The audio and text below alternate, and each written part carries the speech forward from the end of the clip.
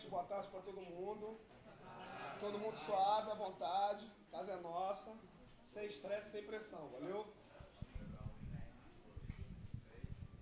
E aí, galera, tudo certo? Estamos ao vivo, direto do Rio de Janeiro, aqui pela Mídia Ninja. Esse é o Vereadores que Queremos, na Casa Coletiva, aqui na rua Júlio Antônio. Você que estiver em casa aí, quiser chegar para cá, é só chegar, que ainda é 0800, ainda tem música, hein?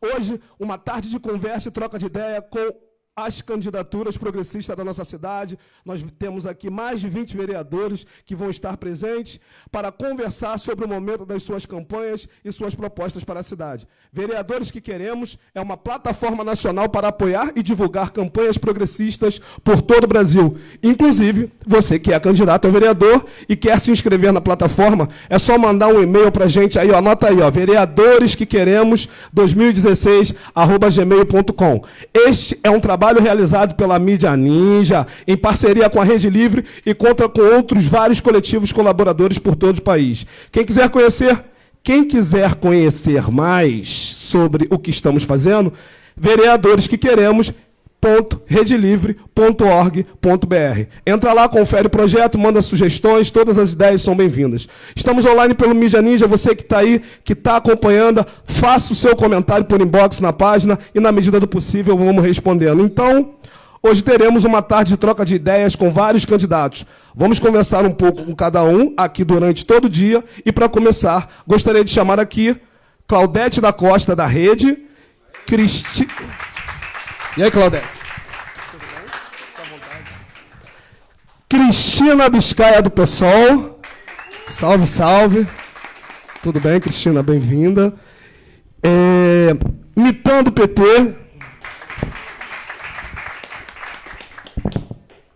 E aí, cara? Suave? Tranquilo? Bem-vindo. Rodrigo Borba, do PSOL. Já tá o Rogério? Desculpa. Pô, aí me quebrarem. Tudo bem, Rogério? Bem-vindo. Então, galera, é o seguinte. Primeiramente, fora Temer. E segundo, eu vou abrir para vocês falarem um pouco do momento atual da campanha de cada um. Acho que é bacana cada um aqui falar rapidinho a trajetória, o que levou a se candidatar a vereador, para depois, logo, a gente seguir com as perguntas. Gostaria que as damas começassem. Boa tarde a todos. Meu nome é Claudete Costa, eu sou uma catadora de material reciclável de profissão. E o que me levou a estar entrando para a política esse ano foi essa fragilidade que a gente começou a ter do ano passado para cá, né? E o direito do catador e da catadora de material reciclável dentro da política. A gente cansou de ser usado e a gente quer o nosso direito, reconhecimento e poder de falar e ser respeitado, né? Poder de voz. A gente quer direito de ter voz dentro desse Senado.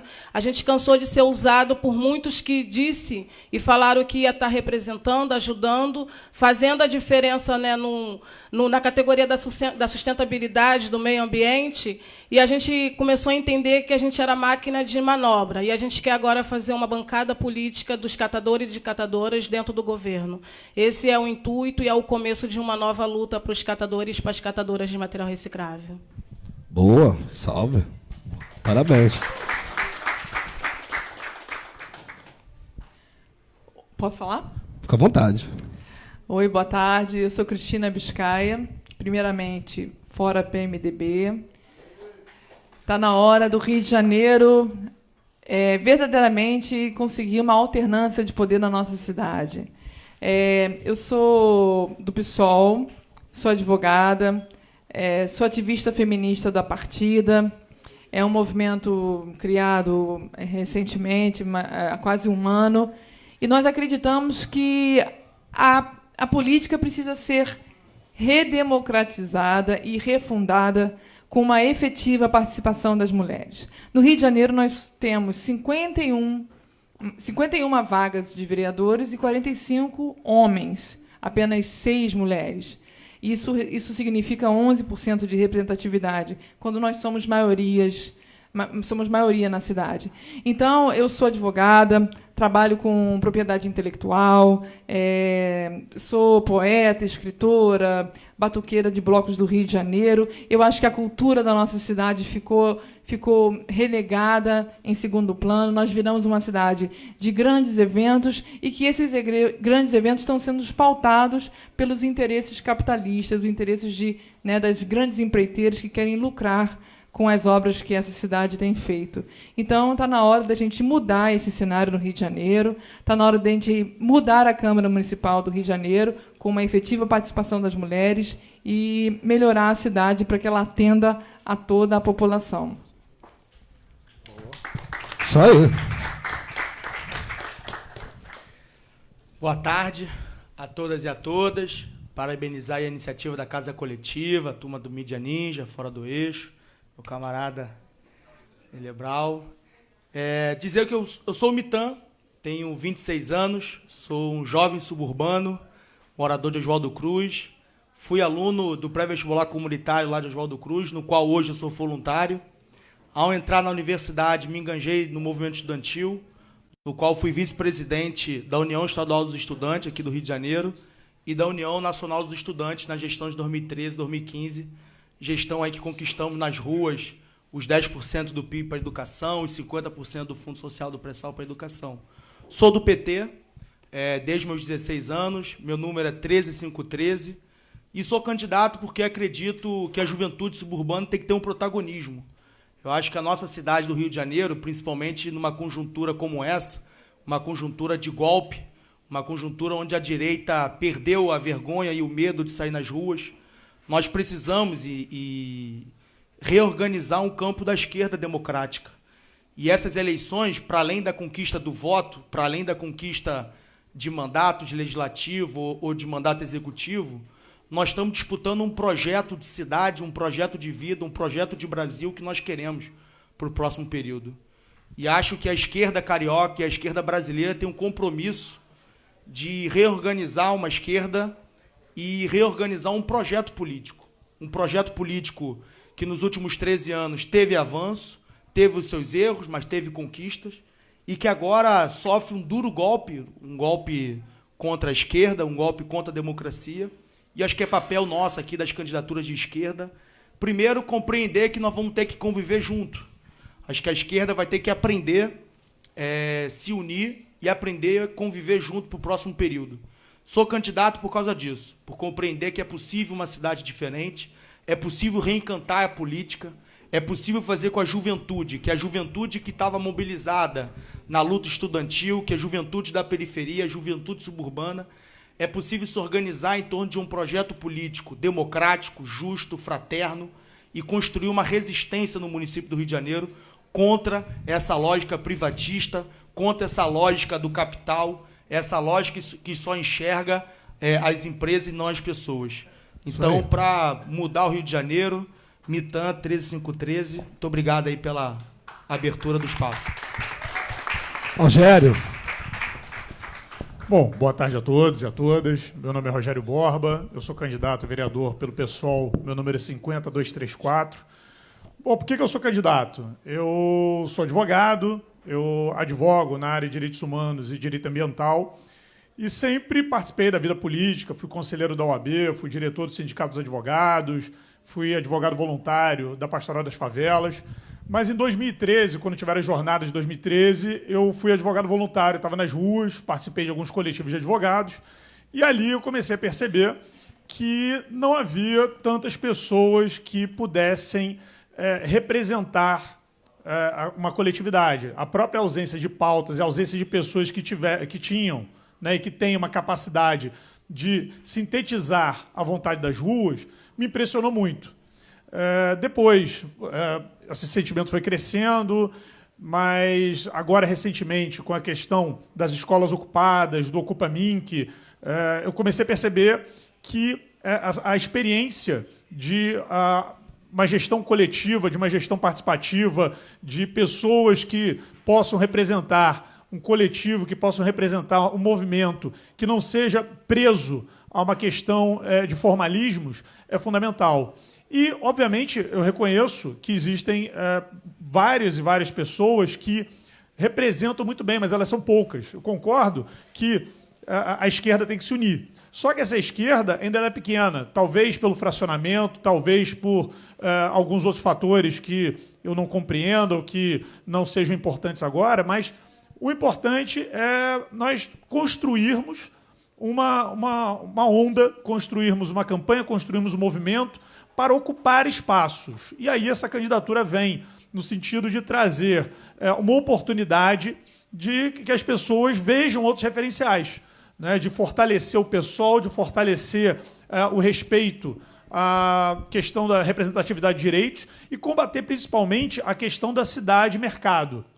Essa cidade que sofre um processo de gentrificação, uma cidade que ela não é acessível, seja para a pessoa com deficiência, seja para a pessoa idosa, para a pessoa que tem alguma dificuldade de locomoção, aquela mãe que não consegue andar na rua com um carrinho de bebê porque aquela calçada não foi feita, o indivíduo, né, o cidadão, a cidadã, que não consegue se deslocar, leva 3, 4 horas para sair de Campo Grande até o centro, porque o transporte é feito só para a Zona Sul, um VLT caríssimo, mal planejado, de um projeto de 1960, isso tem que ser repensado. E aí, dentro dessa ideia, e trabalhando para que nós possamos eleger o Marcelo Freixo prefeito, ele tem que ter uma bancada de vereadores e vereadoras que estejam lá com ele para que ele possa não ficar refém de um PMDB que nos últimos 20 anos saqueou o Estado, saqueou a cidade e saqueou o Brasil. Então, essa candidatura é uma oportunidade de alternativa para que nós possamos mudar essa realidade e fora PMDB. É isso. Boa, boa, boa, boa, boa. Isso aí. Então, vamos lá. Claudete Guerreira, você que tem uma trajetória no movimento de catadores e catadoras do Rio de Janeiro e agora se candidata a vereadora, o que você acha que pode fazer de diferente na Câmara Municipal? Então, de diferente por ser uma catadora, mulher negra que mora dentro de uma comunidade e tem toda uma história aqui dentro do município do Rio, que eu costumo dizer que é a superação total, né? Fui menina de rua, acompanhei toda a construção desse município do Rio, aqui do centro do Rio, voltado para catadoras de material reciclável, para morador em situação de ruas e meninos e meninas também em situação de rua. Então, o foco meu, que eleita for, é estar, de fato, fazendo ser garantido e valer a políticas públicas voltadas para catadores e catadoras de material reciclável. Que nesse momento não existe, né?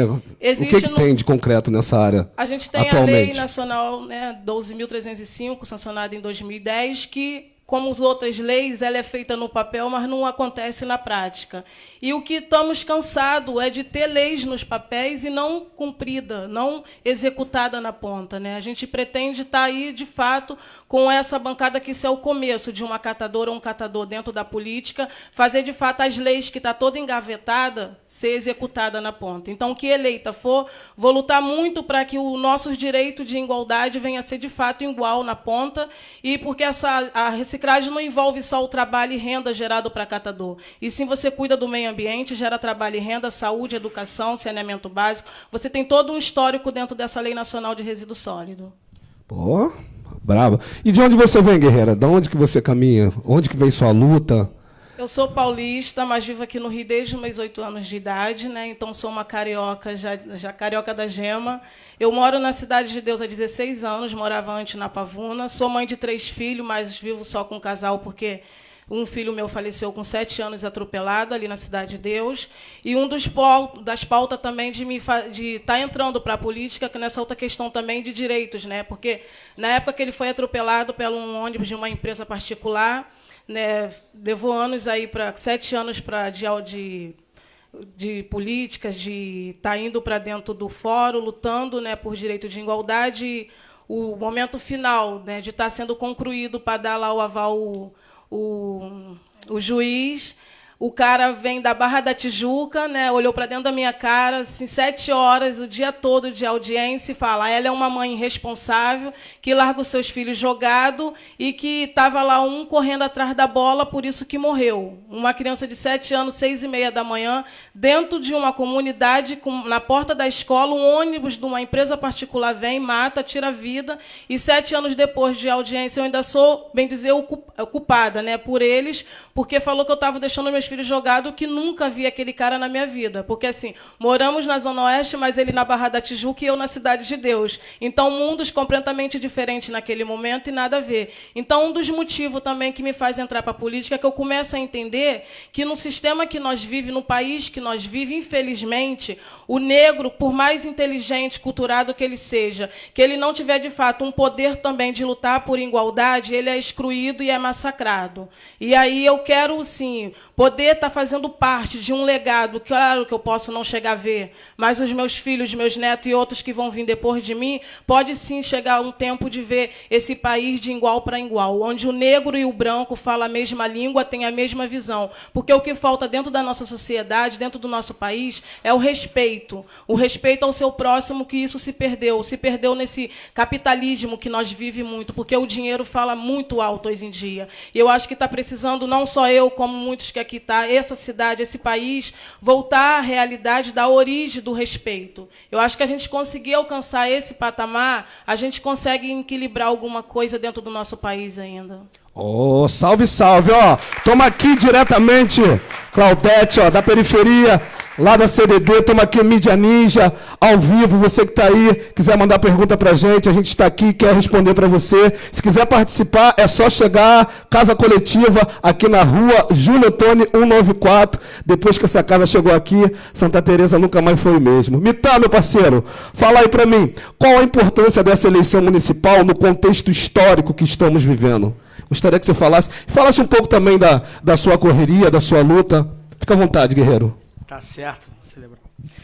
Eu acho que essa eleição tem um contexto que é muito maior do que só municipal. Acho que o contexto histórico que nós vivemos, um contexto de golpe, acho que é consenso entre nós aqui, que o que nós vivemos em 2016 foi um golpe à democracia, um golpe de direita, um golpe de uma elite brasileira que não aguentou ver as conquistas dos últimos 13 anos, conquista que empoderou o salário mínimo, que empoderou a classe trabalhadora, que colocou o filho do trabalhador e da trabalhadora na universidade, que deu oportunidade para uma geração inteira, para a juventude suburbana, né? Nós tínhamos, antes do governo Lula e do governo Dilma, 3% da nossa juventude tinha acesso à universidade. Depois de programas de democratização da universidade, hoje 15% da nossa juventude chega à universidade. Ainda é um número muito baixo, mas esse número mais do que triplicou nos últimos 13 anos. Países como a Argentina ou países da Europa têm 30% da sua juventude com acesso à universidade. Mas a nossa elite não aguentou ver essas conquistas dos últimos 13 anos. E aí partiu para um golpe. E eu acho que a resposta ao golpe não tem outra resposta senão a luta da juventude, a luta da classe trabalhadora, e é isso que nós estamos fazendo. Eu acho que o Fora Temer já ganhou as ruas. Eu acho que em qualquer lugar que aqui qualquer um for, grita Fora Temer, a galera começa a gritar. Eu acho que ninguém quer um governo golpista que propõe 12 horas de jornada de trabalho ou aposentadoria aos 65 anos. Então, acho que essa eleição municipal ela vai ficar marcada na história pelo contexto nacional, pelo contexto de golpe. Por isso também que eu apoio a Jandira Fegali para a prefeitura, que foi uma das principais vozes em Brasília contra o golpe. Tenho muito orgulho, e ela me representa na Câmara Federal, na luta antigolpe. Ela foi um dos belíssimos votos da resistência lá em Brasília. E acho que é isso, acho que essa eleição municipal, por mais que a gente fale da cidade, fale que o BRT não é suficiente para a mobilidade urbana, fale que não tem transporte sob trilhos, fale que o Porto Maravilha é uma obra somente para o turista ver, fala das imensas remoções que essa prefeitura fez, além das pautas municipais, além das pautas que tocam o nosso dia a dia, nosso bairro. Eu acho que a pauta nacional atropela, porque esse golpe vai ficar marcado na história do Brasil, e nós temos aqui a resistência. Eu acho que a esquerda carioca, a esquerda brasileira, tem que dar um salto e compreender esse momento, se unir, porque é a esquerda unida que nós vamos conseguir construir uma resistência para poder passar por esse momento de dificuldade, para não perder direitos. Porque se tem uma coisa positiva no último período é que a nossa geração se acostumou a conquistar direitos e a não perder direitos.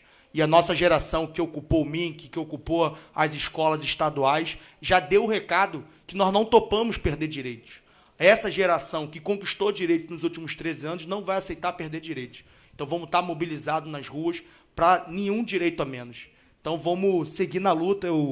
Lá em Oswaldo Cruz, nosso pré-vestibular lá que eu faço parte, está lá de vento e polpa, de muita resistência também. O Centro Comunitário Paulo da Portela, um espaço coletivo, assim como essa casa também, um espaço de autogestão e de autossustentação, com cursos, né? Um projeto que, independente da candidatura do Mitan, ele existe há 18 anos, no qual eu sou fruto. Eu acho que o jeito que eu aprendi a fazer política foi vendo as pessoas que fundaram aquele espaço, um espaço de valorização cultural, um espaço de valorização do bairro, da luta da água lá em Oswaldo Cruz. Oswaldo Cruz, não sei se você sabe, Zé, tinha 2 dias água para um lado, 2 dias água para o outro.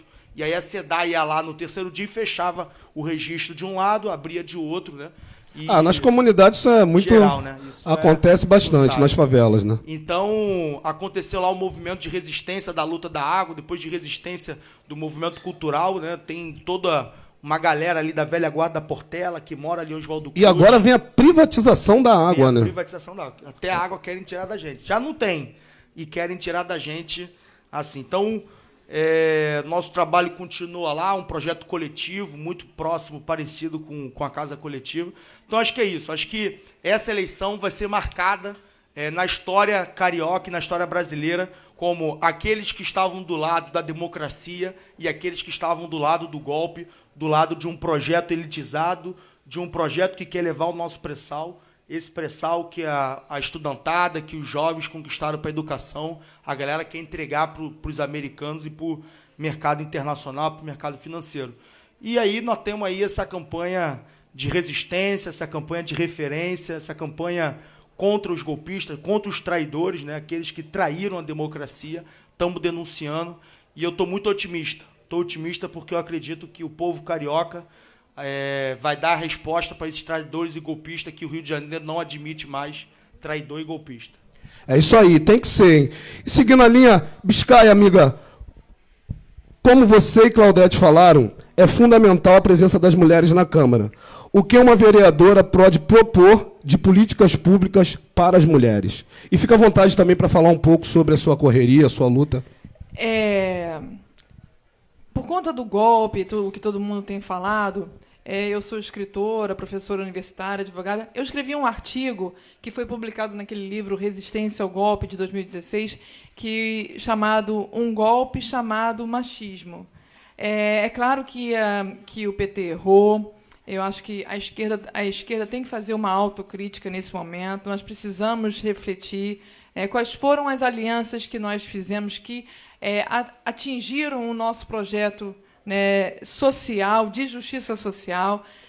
E eu acho que a Dilma também, né, cometeu alguns equívocos, mas a política brasileira não estava preparada para ser governada por uma mulher.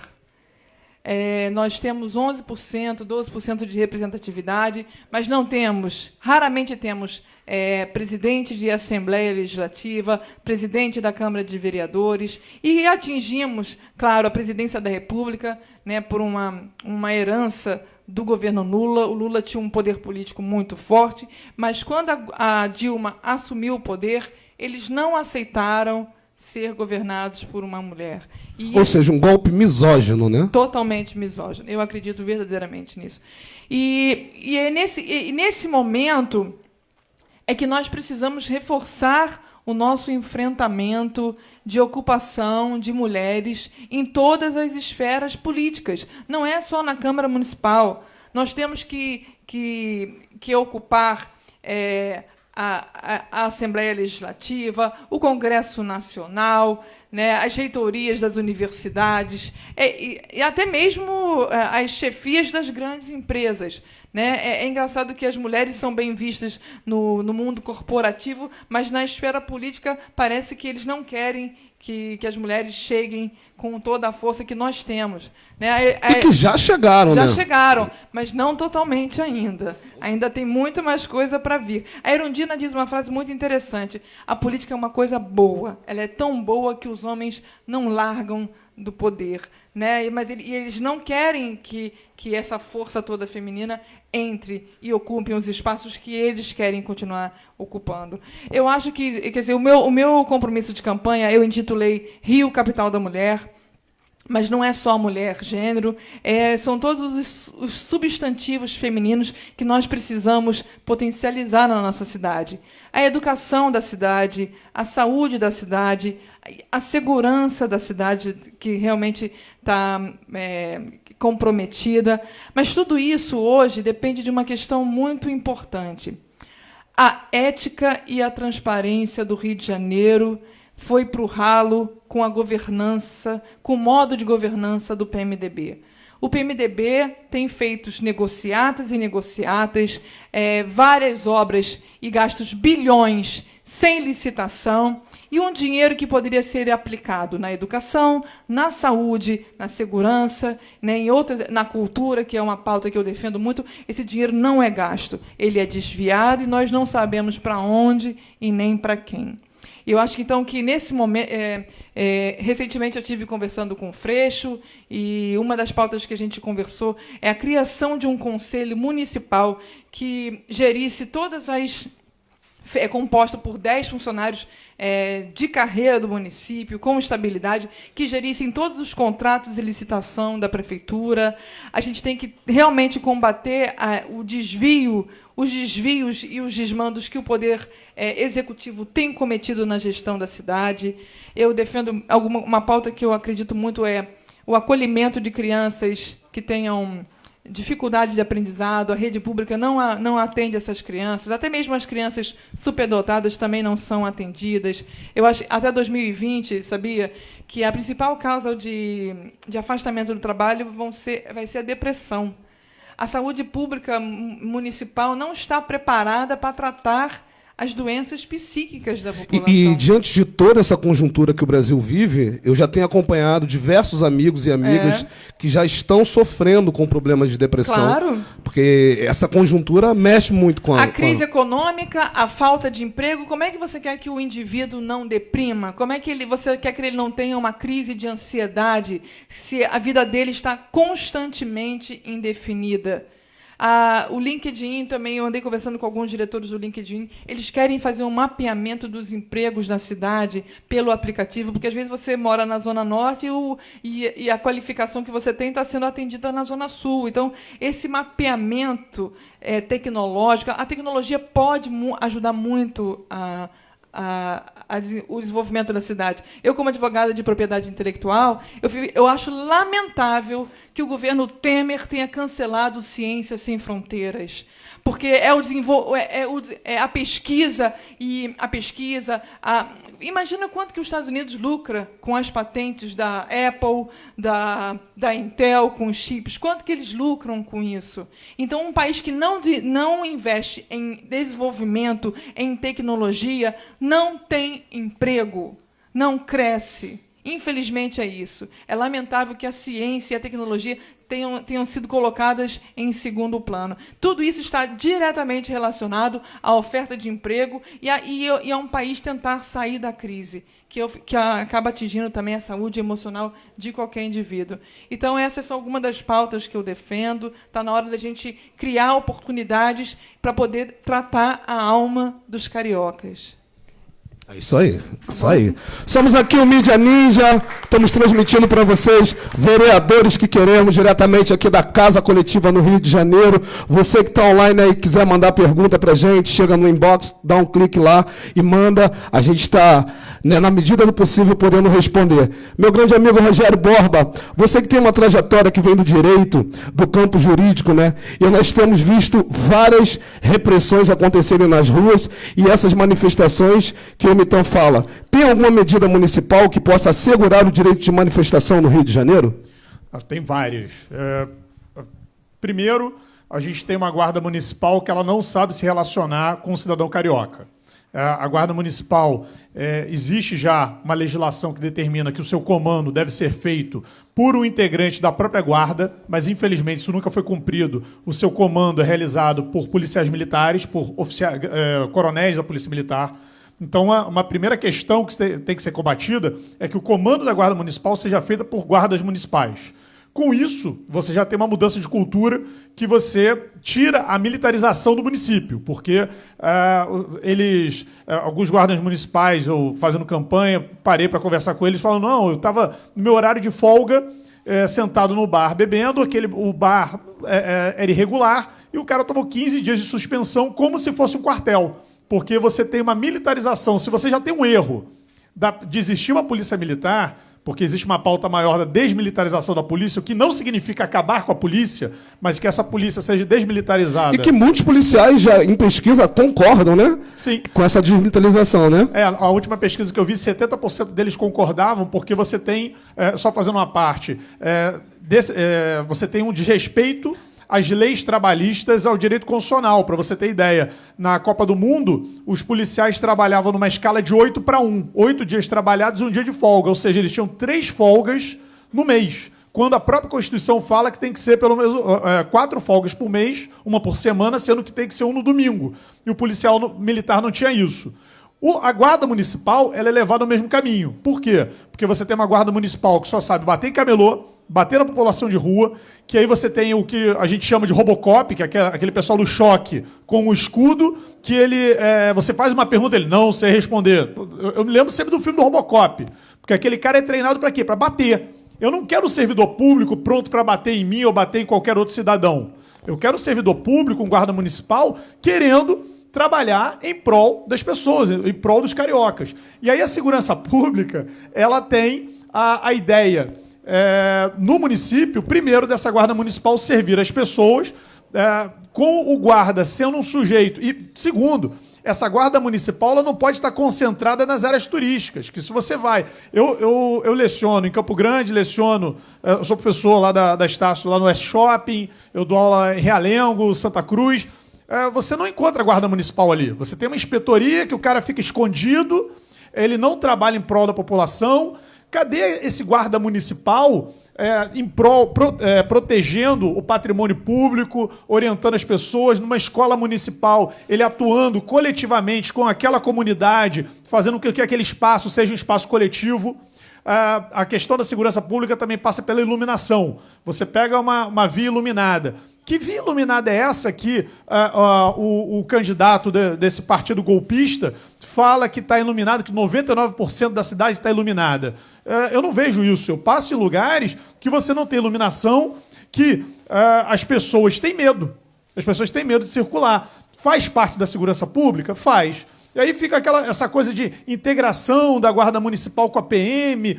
O município tem o seu papel. Eu acho que o prefeito tem um papel fundamental, o vereador tem um papel fundamental de fiscalizar a atuação da municipalidade no seu papel de iluminação pública, de ouvir as reclamações, de ser um representante que, quando há uma violação de direitos, ele seja um sujeito capacitado para encaminhar, para representar e para ser um sujeito presente na garantia desses direitos. Então, a segurança pública, embora o município não tenha uma atuação direta, a polícia seja uma polícia estadual, é muito preocupante, por exemplo, você armar a guarda municipal. Você entregar, colocar um guarda municipal armado. Porque ele não tem a menor ideia do que é um policial. No seu dia de folga, ele está preocupado porque ele pode sofrer um atentado a qualquer momento. Ele tem que estar 24 horas atento, essa arma vai ser guardada onde, qual o treinamento que ele tem. Se ele mal sabe usar um cacetete, que é uma arma branca, ele já bate no transeunte, ele já bate no morador de rua. Imagina uma arma, né? Imagina uma arma. Esse cara, na primeira confusão, ele vai sacar a arma e vai dar o tiro para cima, vai dar o tiro em alguém.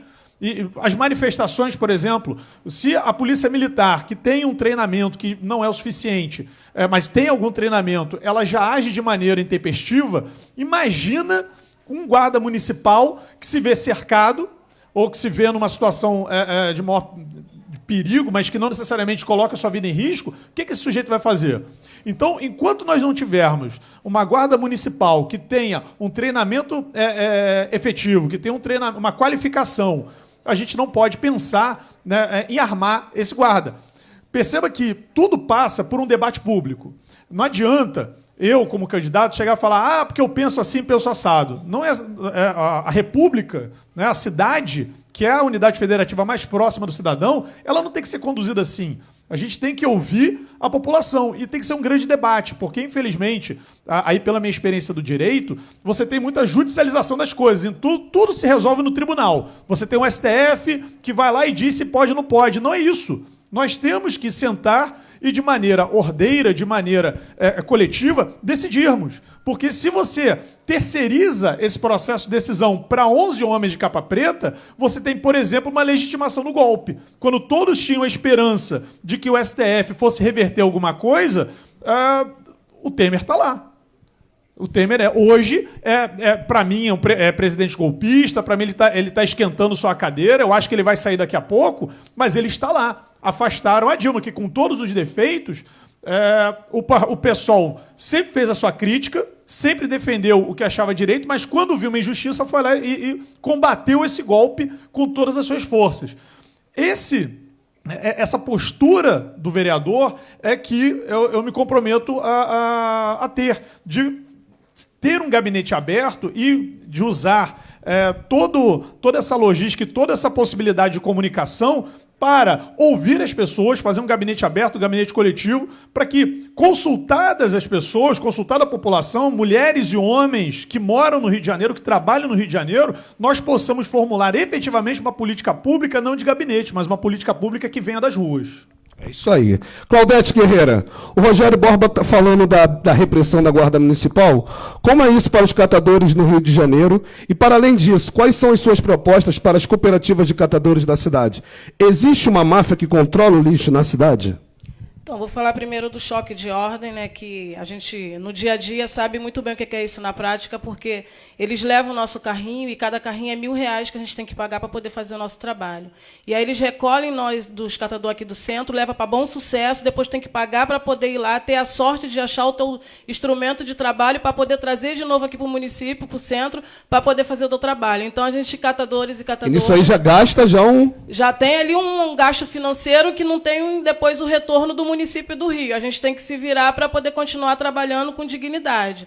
Então, eu sei muito bem o que é isso na prática e no dia a dia, pelas madrugadas, que é a fragilidade que nós sofremos aí no meio das ruas aí, com choque de ordem, né? E não perde só o instrumento de trabalho, como também documentação, que eles levam o nosso documento, chega lá no galpão, joga de qualquer maneira, depois você não acha, e agora a gente tem essa dificuldade também para poder estar agendando, para poder tirar documento, porque tudo agora é por agendamento, né? Você não consegue mais chegar lá como era antigamente e já tirar. Tem que agendar, esperar o dia, a hora, tudo direitinho para poder estar indo lá tirar de novo um RG e por aí vai essa documentação. Então, é muito complicado isso para a gente na ponta, né? E volto a dizer, foi um dos instrumentos de um órgão que nós, catadores, achamos que, quando foi constituído, na época do Rodrigo Beck, seria positivo, né, para poder estar apoiando essa questão toda, e tomou um rumo totalmente diferente, de oprimir não só catador, como camelô e moradores em situação de rua, e muitas das vezes, como o companheiro aqui falou, eles acham que é polícia também, né? Agride a sociedade, agride pessoas que muitas das vezes estão consumindo com o camelô, que eu já vi é agredido também, a própria sociedade. Então, é coisas que a gente, às vezes, também, na nossa inocência, quando começa a constituir, acha que vai ser positivo e depois toma um outro caminho, que é um dos cuidados que temos que ter, não só como candidato a vereadores, né, que faz parte da Constituição do nosso país, como também um cidadão e uma cidadã que está ali acompanhando o passo a passo do que vem de inovação no dia a dia, né, da nossa vivência. Vou reforçar uma pergunta para você, que essa daqui é minha. De que maneira, né, uma nova gestão na prefeitura, entendendo que segurança pública não é só polícia, pode ajudar, né, no combate ao extermínio da juventude negra que tem acontecido sistematicamente nas favelas do Rio de Janeiro? Acho que você pode muito bem responder essa pergunta. Se diz muito que, quando você é chamado ali, abre-se vaga para policiais novos, né, eles são capacitados dentro das bases para poder executar o seu papel aqui fora, né? Será que, de fato, é mesmo? Eu acho que a maneira que a gente tem de estar quebrando esse tabu, como a CUFA já tentou, né, no caso, no passado, o AfroReg mesmo sentou com muitos policiais para construir como que seria a atuação deles dentro das comunidades, que em alguns momentos chegou a ser positivo e depois se perdeu novamente esse personagem, esse papel. Eu acho que, de fato, nós negros, principalmente quem mora na periferia, tem, de fato, de sentar constituir isso junto e ter um acompanhamento no dia a dia da sociedade. Não aquele momento de mídia, isso aqui foi legal, saiu, aí passa 1, 2 semanas, 1 mês no jornal que aquilo está positivo, depois se esquece aquilo e volta a ser como era antes. O que acontece é que a gente até consegue mostrar que tem como ser real, tem como mudar, mas, infelizmente, depois a gente se acomoda e tudo volta a ser como era antes. Então, eu acho que o papel nosso de cidadão e cidadã é, de fato, participar daquela Constituição e acompanhar o dia a dia, ter uma fiscalização de ponta, né? Eu acho que assim dá para mudar e fazer a diferença. Que não for dessa forma, sempre vai ser aquela mídia de novela que não tem final feliz para nós que mora dentro da periferia. É isso aí. Tamo junto e misturado. Tamo aqui, ó, vereadores que queremos. Agora, a questão dos catadores, você perguntou, né? Então, o nosso foco maior é a implantação da coleta seletiva com a inclusão do catador e da catadora dentro desse papel, porque é um protagonista que sabe fazer esse trabalho muito bem na ponta. Bota fé. Com a prestação de serviço, ser sim pago pela prestação de serviço dele, porque a vida inteira a sociedade e os governos acham que é só levar o resíduo e dar para o catador. Não. A gente faz uma prestação de serviço e temos hoje o entendimento que queremos ser pago pelo serviço que nós presta para o município. E isso pode começar a ser piloto aqui no município do Rio de Janeiro e depois se ser multiplicada aí para o Brasil afora, que essa é uma das pautas e do foco do Movimento Nacional dos Catadores, que as cooperativas venham a ser contratadas pelos seus municípios para poder fazer a prestação de serviço. E não queremos mais ouvir que não tem dinheiro, porque não tem dinheiro para contratar a cooperativa, mas tem dinheiro para contratar as empresas particulares que trabalham com resíduo e faz uma destinação incorreta, levando lá para o lixão, aterrando ali dinheiro, matéria-prima, que pode muito bem estar dentro de uma cooperativa, gerando trabalho e renda para esse catador e a gente cuidando do meio ambiente ao mesmo tempo. Então, a implantação de coleta seletiva com a inclusão do catador e a prestação de serviço é o foco dos catadores e da catadora. E que eleita for, é um dos meus papéis que vou estar lutando para que isso venha acontecer na ponta. Ó, tamo junto, ó. Você, irmã que tá aí vendo a gente, de comunidade, de periferia, do asfalto, de qualquer lugar dessa cidade, esse é o Vereadores que Queremos. Estamos aqui, ó, no Mídia Ninja, diretamente da Casa Coletiva em Santa Teresa, aqui na rua Júlio Antônio 94, ainda dá para chegar a 0800. Mais tarde também tem uma Jam Session pra gente estar aqui ouvindo e discutindo nossas ideias. Então, parceiro, o que pode ser feito pela juventude e qual a diferença de ser um jovem dentro de um espaço que tem a maioria mais velha e como pode renovar a forma de fazer política? Tá na tua mão aí essa bola aí. Então, eu acredito que a Câmara de Vereadores ela tem que passar por uma renovação. Hoje, a juventude... Para ontem, né? Para ontem. A juventude brasileira representa 30% da nossa população. E na Câmara Federal, menos de 1,5% são jovens. Então, acho que, de fato, existe uma crise de representação na política, né? O Congresso Nacional ele não representa a diversidade do povo brasileiro, né? São poucas mulheres, poucos negros e negras, poucos jovens, né? E nada melhor do que dar uma renovação, não só para a Câmara Federal, mas para a Câmara Municipal, que ela também reproduz uma lógica da Câmara Federal, é renovar a Câmara de Vereadores. Então, acho que somente a juventude, estando lá, vai poder representar, de fato, os interesses da juventude, né? Principalmente uma juventude que tem lado, porque não é qualquer jovem, não é qualquer mulher, não é qualquer negro e negra. O que a gente quer na Câmara são jovens, mulheres, negros e negros de esquerda, que tenham ideais progressistas, que represente uma parcela da juventude que sempre foi excluída nessa cidade. Uma parcela da juventude, como você falou anteriormente, que está sendo exterminada na periferia carioca. Então, nós temos hoje uma juventude que não consegue viver a cidade na sua plenitude. Ela não consegue circular na cidade, porque hoje não tem ônibus 24 horas. Um dos principais problemas, a mobilidade urbana. Então, por exemplo, se eu vim curtir uma festa aqui na Casa Coletiva, por exemplo, eu tenho que ficar de olho para não perder o último trem. O último metrô? Ou o último metrô, ou o último ônibus. No caso aqui é o último ônibus e o último trem, né? Porque daqui eu não vou conseguir pegar um transporte público, vou ter que pegar um ônibus e um trem. Então tem que ficar de olho para não perder o último trem. Então não tem como, né? Quem vai curtir uma noite na Lapa não consegue chegar em casa, né? Então, isso quem mora em Oswaldo Cruz, quem mora em Sepetiba, Santa Cruz. Então a juventude ela não consegue viver a cidade na sua plenitude. E não consegue viver, né? A juventude hoje ela não consegue, a gente luta para sobreviver. Então, nós temos que ter a juventude na Câmara para poder não só renovar a Câmara de Vereadores, mas para pensar políticas públicas para a juventude, Primeiro, para acabar com o extermínio da juventude negra e pobre dessa cidade.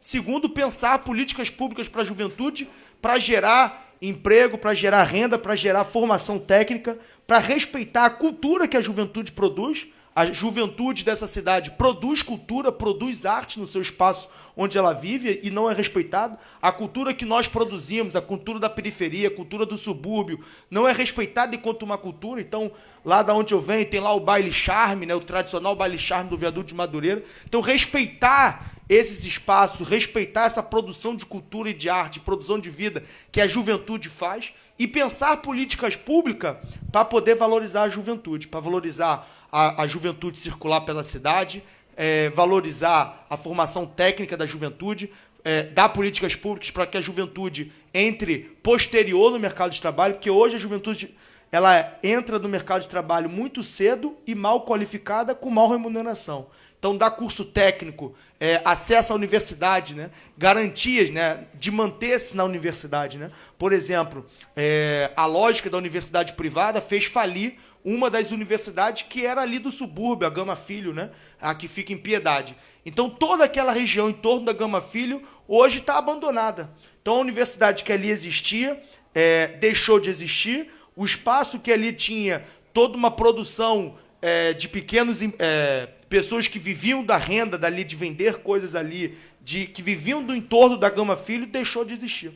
Então, ali deixou-se ter uma oportunidade. E por quê? Por causa da lógica de uma universidade privatizada, sem a regulamentação do ensino superior privado, somente pensando no lucro. Aquele espaço pode ser um espaço revitalizado, pode-se ter uma universidade pública para valorizar a formação acadêmica, para valorizar a juventude, para que a juventude possa ter mais acesso à universidade, não menos acesso à universidade. Então, a gente defende com que aquele espaço ali vire uma universidade pública, uma universidade em parceria com o município, né? A UESO, que é a Universidade da Zona Oeste, uma universidade estadual, ainda capenga de estrutura, né? Então, democratizar a cultura, democratizar a cidade para a juventude e democratizar o acesso à educação e à formação, eu acho que são medidas essenciais para a juventude poder viver a cidade plenamente, né? Quais são as outras perguntas? Que eram várias, Não, você respondeu. Respondi tudo, né? Biscaia, sobre os blocos de carnaval e sobre a cultura, quais as propostas que você tem para a ocupação dos espaços públicos? Nesse sentido? Nossa, eu sou batuqueira mesmo, toco tamborim, toco pandeiro. E você é de que escola? Qual a escola que você... Sou mangueirense. Eu sou estaciano, né? Olha, já falou um portelense lá. Deve ter um monte aqui. Não vamos chegar a um consenso. A um consenso, né? Então, assim, eu sou apaixonada pelo carnaval de rua do Rio de Janeiro, mas, infelizmente, eu sendo apaixonada pelo carnaval de rua, eu tenho me sentido, assim, tolhida e sem muita vontade de ir, né, em alguns blocos de carnaval, porque cresceu muito e a prefeitura não cuida devidamente do carnaval de rua. Não temos transporte, não temos uma gestão de trânsito, não temos uma coleta de lixo adequada, né? E tá todo assim, todo mundo vai por onde quer. Você está entendendo? Então, por exemplo, a prefeitura arrecada alguns milhões de uma cervejaria, a gente sabe disso. Ela coloca esse dinheiro na mão de uma produtora, que a gente também não sabe se é escolhida por licitação ou se é escolhida porque são amigos do prefeito, a gente não sabe. E quem gere o carnaval de rua é uma produtora. Ela diz quanto custa o carro de som, ela diz quanto custa o banheiro químico, e a gente continua, mais uma vez, sem transparência. Não há uma participação popular nessas decisões. Não há né? uma participação popular, e o dinheiro, muitas vezes, não chega nos blocos. Eu converso com diretores de blocos, e muitos deles colocam o carnaval na rua para não ter prejuízo. Eles fazem oficinas, eles vendem camiseta, fazem alguns shows alguns ensaios antes, para poder alugar o som deles, alugar os banheiros dele, e efetivamente não ter prejuízo. E é lamentável que isso aconteça. Então, uma das coisas que eu defendo é a criação de um armazém dos blocos, como se fosse um paralelo à cidade do samba, um espaço onde os blocos possam ensaiar, ter oficinas de percussão, loja de instrumento, loja de customização, um espaço também para pequenos shows, né, dependendo do que a gente conseguisse. Mas está na hora da prefeitura criar, ou eu não sei se seria a Secretaria Municipal do Carnaval, empresa gestora do Carnaval. Quem gera isso é a Rio Tour, né? É a Rio Tour. E o Carnaval não é uma festa de turismo. O Carnaval é uma festa cultural. É a maior festa democrática da cidade. E ela está indo na contramão disso. Porque as pessoas não conseguem mais sair de casa, não conseguem mais transitar na cidade. É verdade isso. Todo mundo sabe disso. Né? E a sustentabilidade da cidade, o lixo da cidade fica todo na rua, né? Os banheiros químicos não são suficientes. Depois de uma certa hora, o banheiro já não funciona mais, quer dizer, já não funciona, ele já fica, né, intransitável, e ninguém pensa nisso. Então tipo assim, você não tem um comércio, não existe uma indústria do carnaval. O Rio de Janeiro não tem carro de som para colocar os carnavais, os blocos na rua, para você entender. Então, você não tem uma fábrica de carnaval de som no Rio de Janeiro. A prefeitura não se preocupa em investir nesse tipo de indústria. E eu fico me perguntando assim, gente, o que falta para eles pensarem nisso? Se você tem blocos que arrastam 1 milhão de pessoas, né? Infelizmente, existem marcas de blocos que são verdadeiros patrimônios da cidade, Sovaco do Cristo, Simpatia, Quase Amor, e eles poderiam gerar muito para a cidade. Você não tem um comércio de souvenir, você não tem uma loja do carnaval, você não tem nada disso. O carnaval ele gera turista, mas ele não gera uma economia criativa e cultural, e ela poderia gerar. Porque a prefeitura está sempre se preocupando em se desonerar dos custos, mas ela também deixa de lucrar. Isso é fato. A Sapucaí hoje é administrada pela Liesa. Né? E quem arrecada os lucros da Sapucaí? Quem é? Fica fácil da gente responder, né?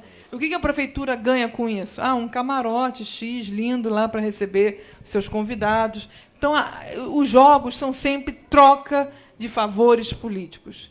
Nunca é o interesse de propiciar a melhor festa que o Rio de Janeiro poderia fazer. O Carnaval de Rua do Rio poderia ser a melhor festa que o Rio de Janeiro poderia ter. Tem sido durante muitos anos, mas, infelizmente, hoje são registrados 505 blocos na cidade do Rio de Janeiro. 505 blocos. Você poderia ter palcos fixos, palco no Boulevard Olímpico, na Praça 15, no Parque de Madureira, entendeu? Na Pedra do Leme, na Barra da Tijuca, e também tem os blocos que são os que desfilam, que tem uns que têm essa tradição. Mas você tem como organizar. E uma das minhas pautas é essa, organizar o Carnaval do Rio de Janeiro e melhorar a democratização do trânsito na cidade. É mais ou menos isso. É isso aí, galera. Eu queria agradecer a vocês pela participação nesse primeiro bloco do programa e gostaria de começar com o nosso amigo ali, Rogério. As considerações finais, Rogério Borba, por gentileza. Muito obrigado pela sua participação. Esse daqui é o Mídia Ninja. Nós estamos aqui diretamente na Casa Coletiva, né? Os vereadores que queremos, e vai ter as considerações finais. Daqui a pouco a gente volta para o outro bloco. Rogério, por gentileza. Bom, duas coisas que acho que é importante falar, que são propostas, é o papel fundamental do vereador. A primeira coisa é o combate veemente, frontal, ao projeto de escola sem partido aqui na cidade do Rio de Janeiro. Eu acho que a escola é um espaço de formação, não só técnica, mas formação humana, formação cidadã. Então, acho que a primeira coisa é nos colocarmos diametralmente opostos a esse projeto, porque ele tolhe liberdade, ele é um projeto feito para combater uma ideologia de esquerda. Mas não é que nós, na escola, venhamos a doutrinar ninguém. Nós queremos simplesmente ensinar o que é certo e, obviamente, que existe esse movimento contrário. E a segunda coisa, com relação ao transporte público, que é importante a gente falar que o transporte público na cidade é o caos. Por que é o caos? Se você pensar no táxi versus Uber, Não existe certo e errado. O Uber, ele é totalmente regulamentado, ele é uma força estrangeira que vem se consolidando no Brasil. Por quê? Porque ele força, por meio de mercado, a ter um atendimento melhor, ele tem uma tecnologia a seu favor. E por que as pessoas aderem ao Uber? Porque o táxi é um serviço viciado, ele é um serviço de transporte individual que a prefeitura não quer investir, a prefeitura entende o seu papel, é quando ela economiza, ela entende custo e não investimento. Nós temos que entender que a prefeitura serve a nós e nós não servimos a prefeitura, então ela tem que realizar investimentos. Se você pega uma tecnologia similar ao do Uber e coloca georreferenciamento nos táxis, quando a pessoa pega um táxi, ela consegue mandar para um aplicativo, para uma mulher pegar o táxi, ela dizer para a amiga, para o pai, para a mãe, para o namorado, olha, eu estou no ponto A, estou indo para o ponto B, você traz uma questão de segurança. A questão dos ônibus, licitação dos ônibus, isso tem que ser... As linhas de ônibus são criadas por vereadores, é o vereador que diz que a linha começa do ponto A e vai para o ponto B, tem que controlar isso, fiscalizar. O BRT ele é uma proposta que, integrada ao metrô, ela não vai dar certo. Por quê? Porque são sistemas que têm capacidades diferentes, com ritmos diferentes, e o metrô, eu canso de ir para o trabalho de metrô e de ônibus, no metrô eu fico parado 5, 10 minutos porque está esperando a liberação do tráfego à frente. Ou seja, você terceiriza a culpa da incompetência no sistema, então nunca é culpa de quem gere. Tá? Então são esses dois pontos que eu queria ressaltar. Agradecer demais a oportunidade aqui, a oportunidade de estar com companheiros de luta aí, cada um na sua candidatura, com seu viés, mas todos legítimos, numa pauta de esquerda. Rogério Borba, 5234 e fora Temer. E aí, Claudete Guerreira? Então, o foco, né, que eleita for é a coleta seletiva com a inclusão do catador. E também a gente assim, ter um foco muito profundo nessa questão da política, porque tudo é tão novo, né? E a gente tem um cuidado de estar, de fato, somando para essa mudança, né? Então, assim, um olhar mais profundo para isso tudo que vem acontecendo, porque a gente vai ser novas mentes, novas caras dentro dessa política, porque tem tanta coisa que aconteceu há tantos anos e a gente não vê nada mudar até aqui, né? Então a gente quer mudança de fato, então vamos ter que ter um cuidado muito delicado de estar entrando para mexer nessa casa, porque muitos entraram e nada fizeram até hoje. E sempre, de 4 em 4 anos, você ouve sempre as mesmas falas, as mesmas demandas, e depois o cara entra, a pessoa entra, e você vê que continua tudo na mesma, né? Eu costumo dizer que eu vou estar causando lá dentro que eleita for, né? Porque ninguém vai me calar, porque quando tem que falar, eu falo. E aí eu não sou muito de falar muitas das vezes, eu sou mais de fazer, né? De agir mesmo na prática. Então, o que eleita for, conto com o voto de torto, 18777, tá? É a rede de sustentabilidade, foi uma rede, um projeto a qual eu me identifiquei com essa rede, né, na pessoa do Molon, da Marina. Tinha minhas dúvidas, minha resistência, tinha, mas depois que eu sentei, ouvi as propostas, vi as falas, o Molon me ganhou quando ele fez o apoio, né, fora Temer, apoiando, sim, que não tivesse, né, essa demanda de fragilidade de golpe que tivemos, né, quando ele apoiou a Dilma. Ele foi muito sincero na fala dele, na hora de dar o voto dele. Então, foi isso que me ganhou, porque até então eu tinha meu pé atrás, né, e falei, não tem como estar apoiando. Mas quando eu vi a postura dele, a fala dele, eu falei, me identifiquei, dá para brigar com esse povo aí, vou me unir. Porque não tem vitória sem luta, e não tem guerreiro que não tenha soldado, né? Então, a gente está aqui constituindo hoje, eu creio, um exército de soldado para poder fazer a diferença na hora da guerra, né? Então, aqueles que acreditam, que apoiam na mudança, na transformação, Claudete Costa, a catadora, 18777, dia 2, me ajuda lá nas urnas, hein? Uou! Estamos bem representados, hein? Representatividade. Parabéns, Mitan, guerreiro. Então, celebrar, eu queria agradecer muito a Casa Coletiva, a turma do Fora do Eixo, do Mídia Ninja, turma que está assistindo a gente aí pelas redes, a turma que está aqui presente. Obrigado aí pela oportunidade de expor as ideias, de falar aqui um pouquinho da nossa trajetória. Para finalizar, eu queria dizer que nós estamos aí defendendo o passe livre para os estudantes dos 3 níveis, estudantes prounistas, cotistas, desempregados, trabalhadores informais, beneficiários do Bolsa Família. Passe livre aí para essa galera que hoje é que tem mais dificuldade de poder pegar um transporte público com transporte a 3,80. Queria dizer também que estamos defendendo um projeto de lei, que já é lei em São Paulo, com que as mulheres possam pegar o ônibus ou descer do ônibus depois das 10 horas da noite em qualquer lugar da cidade, não só nos pontos de ônibus, porque a gente sabe que faz uma diferença pegar o ônibus no lugar mais iluminado, onde você se sinta mais segura, e descer também no lugar onde se sinta mais segura, mais iluminado. Então, já é lei em São Paulo, tem ajudado a reduzir o número de assaltos às mulheres, nós estamos defendendo aqui no Rio também. E dizer que nós, pelo o acúmulo do pré-vestibular comunitário lá de Oswaldo Cruz, nós defendemos que a escola seja um polo de debate, de discussão, um espaço aberto aos sábados e domingo. Então, somos contra o decreto do César Maia que proíbe qualquer atividade na escola pública durante sábado e domingo. Então, a gente acha que a escola tem que ser aberta para movimentos... A escola é da comunidade, né, cara? Da comunidade, certamente. Então, a gente defende que a escola, aos sábados e domingos, fique aberta para a comunidade, para espaços cultural, de debate, sessão de moradores, pré-vestibular comunitário. Então, estamos defendendo aí esse projeto também. E, para finalizar, o mandato participativo, né? Nada do que a gente falou aqui seria possível de construir se não for construído de uma forma coletiva, com as pessoas, com a comunidade.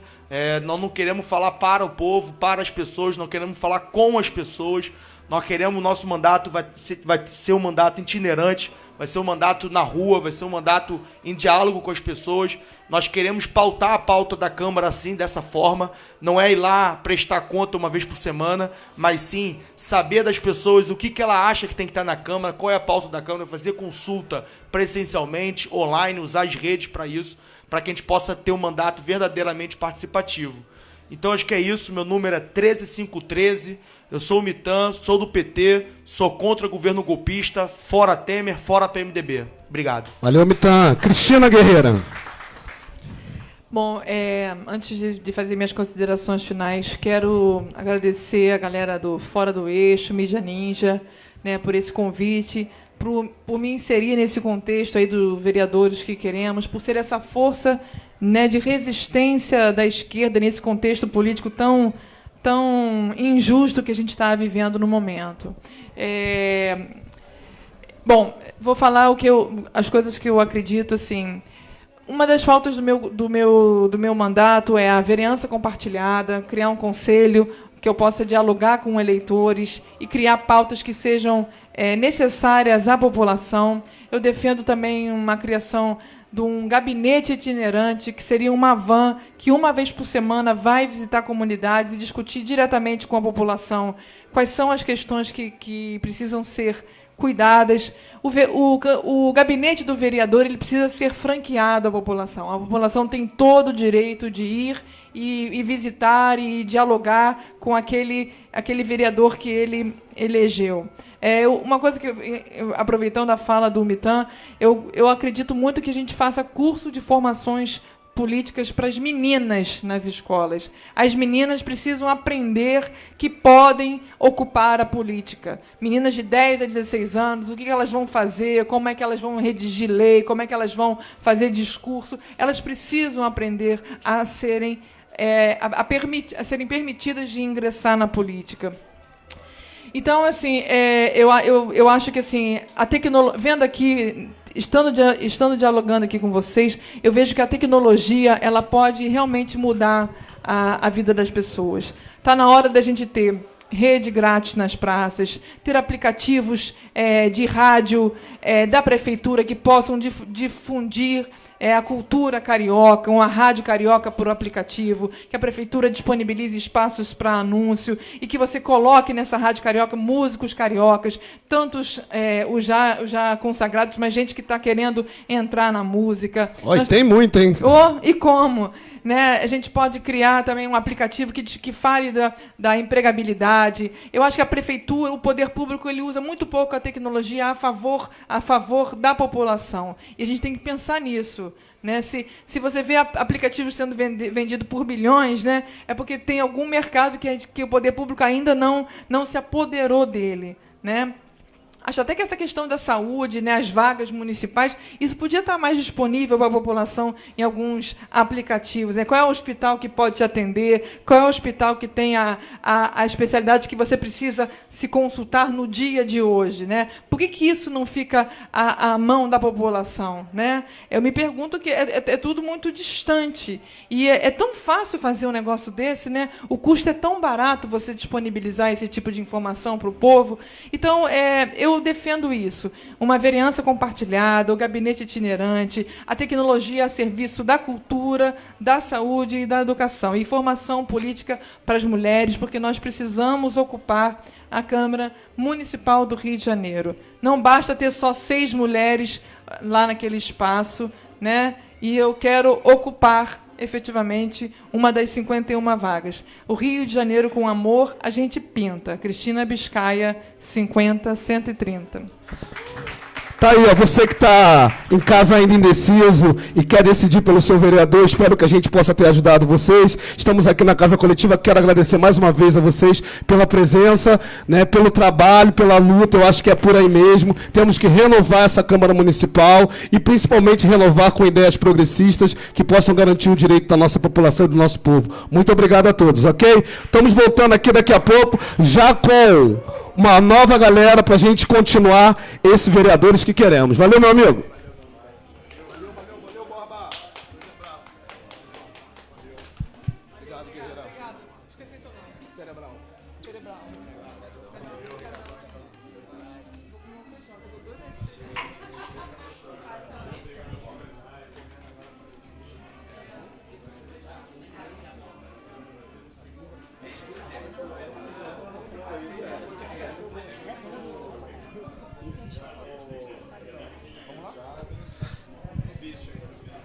Então,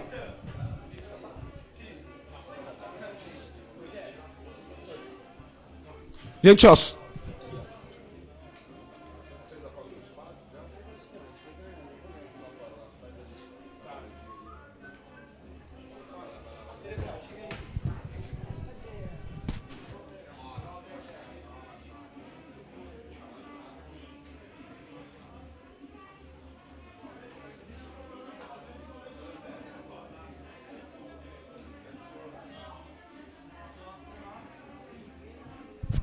e aí, estamos no ar? Estamos no ar? Vamos voltar? Vamos voltar? Já estamos no ar? Toma aqui, ó, Mídia Ninja. Alô, você irmão, você irmã. Esse é o Vereadores que Queremos. Toma aqui diretamente da Casa Coletiva no Rio de Janeiro, em Santa Teresa, na rua Júlio Ottoni, 194. Você que quiser chegar, é só vir, que é 0800 e ainda mais tarde a gente troca uma ideia e rola uma jam session. Estamos aqui chamando os vereadores que queremos e acreditamos na potencialidade deles na construção de uma nova narrativa de cidade. Gostaria de chamar para essa parte do debate, Carolina Cacau, do PSOL. E aí, Carolina? Tudo bem? Bem-vindo, com vontade. Heitor, do PCB. Heitor, grande amigo. E aí, Heitor? Tudo bem? Alan Jorge, PCdoB. Alô, Rocinha? Tá aí, né? E Ricardo Brito, também do PCdoB. Tá aí, né, Ricardo? Tudo bem, queridão? Tudo bem? Tudo bem? Firmeza? Fiquem à vontade. Bom, senhores, vocês já viram aqui a dinâmica da parada, como é que é, mais ou menos. Primeiramente, fora Temer. Em segundo lugar, eu gostaria que vocês falassem um pouco do momento atual, da campanha de cada um. E acho que é bacana cada um aqui falar rapidinho a trajetória que levou a se candidatar a vereador, para depois a gente